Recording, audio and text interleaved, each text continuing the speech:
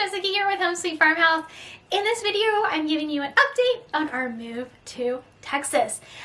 So incredibly excited. Right now, we're kind of in the waiting process, and I feel like we're gonna be in the waiting process for a while, but stick with me because I'm gonna give you an update on where we are with the process of the house, as well as at the end of the video I'm going to give you my first tip for moving. So make sure you stick in here with me to the end of the video for that tip. Hey guys, real quick before we get into the video, make sure you give this video a big thumbs up, smash that like button for the YouTube algorithm, and make sure you hit that subscribe button. If you look right down there and that subscribe button is red, go ahead and click it and turn it gray. When that happens, a bell will appear. Click the bell, select all notifications, that way YouTube can notify you every time I post a new video. Okay, so update on our move to Texas. We actually went back to Texas. By the time that this video goes live, it will probably have been 2.5, 3 weeks ago. And what we did was go to the design center. I have never done this before. Fortunately, the real estate agent that we are working with paid for, included in his services, we had some time with a design consultant prior to going to the design center. So we did our Zoom calls with her, and she kind of gave us the rundown on what is going to be happening at the design center so we could prepare, and I created a whole bunch of Pinterest boards. So if you're going through the process of going to the design center, hopefully this will help you out. We created different Pinterest boards for different rooms and areas of the house, so I could get an idea, or my husband and I could get an idea of what we ideally want our house to look like. So the color schemes and the flooring, the hardware, what we really like and what we would like to see in our home. That way when we went into the design center, we weren't picking out a bunch of different things that didn't match up. We had one cohesive look that we were going for, and believe me, I pulled up my Pinterest boards over and over and over again while we were in the design center.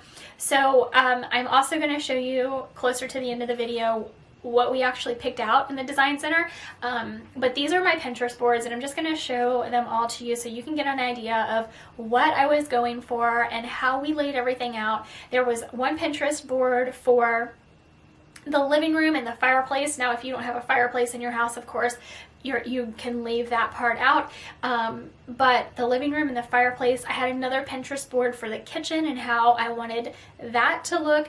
You can kind of see already, looking through my Pinterest boards, I'm really going for a white and gray, very neutral tone throughout the house with dark fixtures, dark hardware. So it kind of plays off of all of the light and white through the house. I really want the house to be open and airy and flow and just bright. I want it to be calm and comforting. I really want it a very homey feel. So when we were making our designs in the design center, all of these came in super handy. So I would definitely recommend, if you are building a house or if you're redesigning your house and you're doing some remodels, Pinterest is a really awesome option for you to collect your thoughts.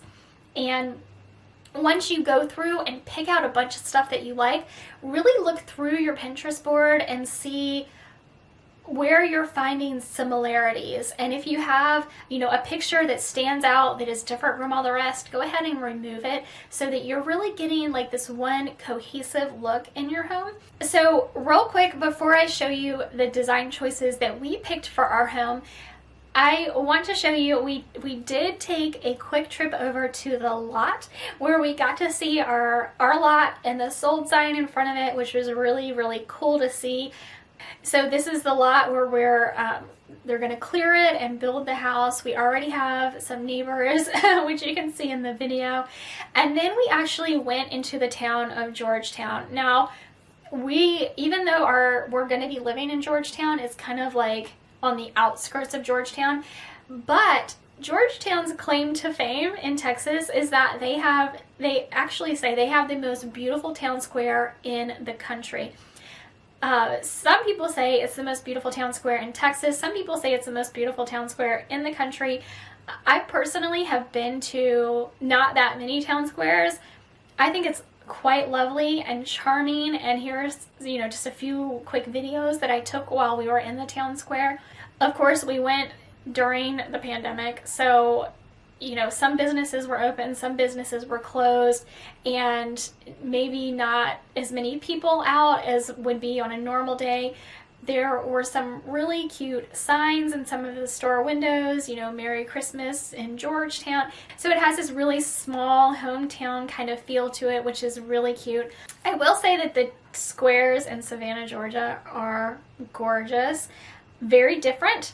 So it's not like this small hometown city square in Savannah, but I would say the Savannah squares definitely rival the Georgetown square. But anyway, that is kind of off topic.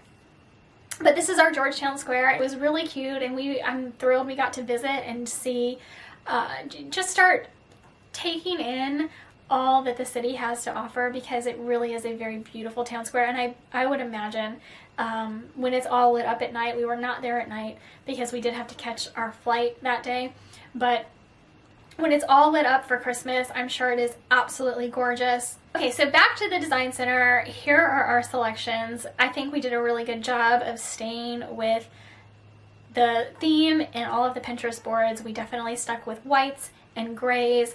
The flooring has some brown in it, which, you know, you have to go with what options they give you, but I can definitely see there is a lot of gray tone in it.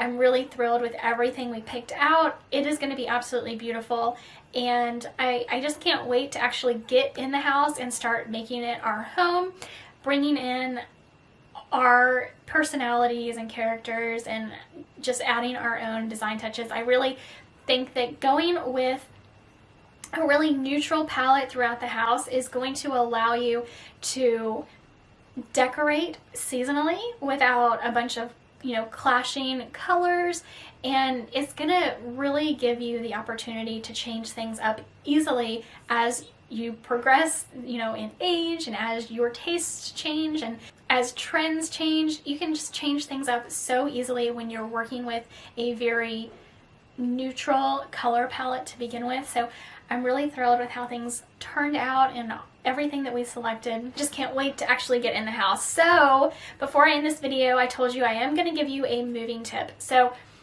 we're still months out from being able to move, but I am already planning like how we're going to box things up, how we're going to actually, you know, load the truck, and how we're going to, when we get there, how we're going to unbox things, because we're going to move ourselves, but we are going to hire people to help us load and unload the truck, because it is a lot of work to do in a single day.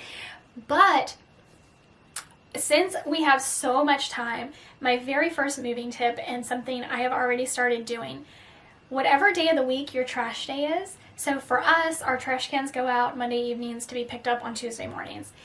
So on Mondays, set a timer, whatever day it is for you.